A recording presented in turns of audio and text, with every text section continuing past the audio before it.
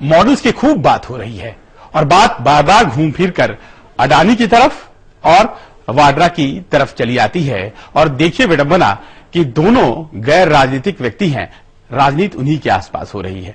अब जब हमले हुए तो फिर बीजेपी ने जवाब दिया और बीजेपी ने जब जवाब दिया तो पंजाब में खुद नरेंद्र मोदी ने रैलियां की और वहां से उन्होंने भी निशाना साधा और उन्होंने एक बार फिर से सोनिया गांधी और राहुल गांधी पर हमला बोला और वोटरों से कहा कि मतदान के जरिए उन्हें सजा दीजिए। जो पाप है ये पाप तो मां बेटे की सरकार का पाप है। देश तबाह किया है मां बेटे की सरकार ने किया है और इसलिए भाइयों बहनों ये मां बेटे की सरकार को मतदान करके सजा देने का समय आया है। सजा देने का समय आया है।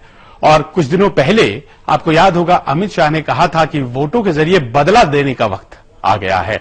अब उस वक्त तो चुनाव आयोग नाराज हो गई थी, लेकिन नरेंद्र मोदी पर कोई नाराजगी नहीं है फिलहाल। और नरेंद्र मोदी पर अगर नाराजगी है तो वो है उनके विरोधियों की। कल उन्होंने ऐतिहासिक रोड शो किया और अपना पर्चा भरा।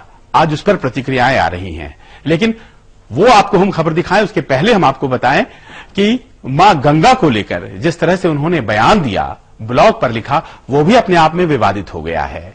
और कल उन्होंने कहा था नरेंद्र मोदी ने कि वो गंगा को साबरमती जितना स्वच्छ बनाएंगे और उन्होंने ये भी कहा था कि वो बनारस अगर पहुंचे हैं तो मां गंगा के बुलावे पर पहुंचे हैं। लेकिन नरेंद्र मोदी की इन बातों पर कांग्रेस ने जोरदार पलटवार किया और कहा कि खुद गुजरात में तो साबरमती प्रदूषित नदी है, उसे तो साफ नहीं कर पाए और अब बात कर रहे हैं कि गंगा की सफाई कर देंगे। ये कैसे हो सकता है?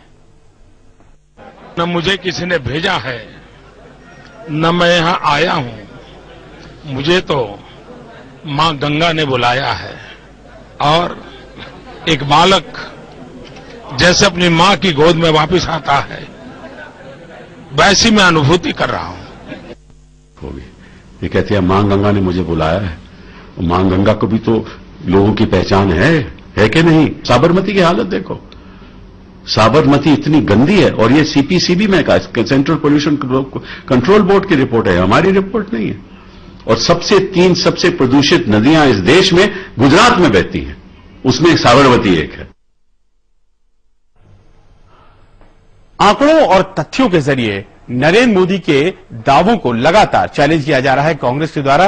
कपिल सिब्बल उसमें सबसे आगे। पिछले दिनों उन्होंने सवाल भी किया था कि तुलसी प्रजापति का जो एनकाउंटर हुआ था उसकी जानकारी नरेंद्र मोदी को थी और ये सीबीआई के रिकॉर्ड कहते हैं, लेकिन उस बात का जवाब नहीं आया। और अब ये दूसरा हमला कपिल सिब्बल की तरफ से, और ये इसलिए भी हो रहा है कि कल की जिस तरह की इंप्रेसिव रोड शो कहा जा सकता है, प्रभावशाली, वो अपने आप में रोड शो कई लोगों को नाराजगी दे गया।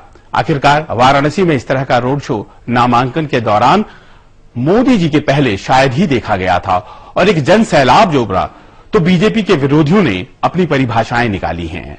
और बात उन्होंने क्या कहा है ये आपको सुनाते हैं। शुरुआत मायावती जी के आरोपों से करते हैं और उन्होंने कहा है कि भीड़ जुटाने में पूंजीपतियों का पैसा लगा था और केवल पूंजीपति नहीं बल्कि अब तो ज्योतिष भी उनके पक्ष में कर लिए गए हैं और वो भी गाहे बगाहे उनकी जीत के बारे में लिख रहे हैं, कह रहे हैं।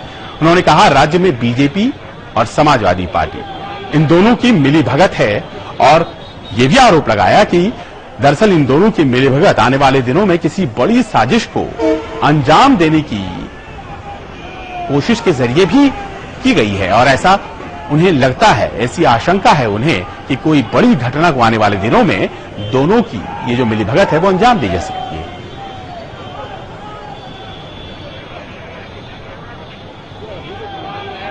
कि सभी विरोधी पार्टियों ने मीडिया के साथ साथ अपने पक्ष में हवा बनाने के लिए अब पूरे देश भर के ज्योतिषियों को भी मैनेज कर लिया है और इस मामले में भी भारतीय जनता पार्टी ने अपनी नंबर 1 पर हवा बनाने के लिए भी इन पर काफी ज्यादा धन खर्च किया है, ऐसा लोगों का मानना है।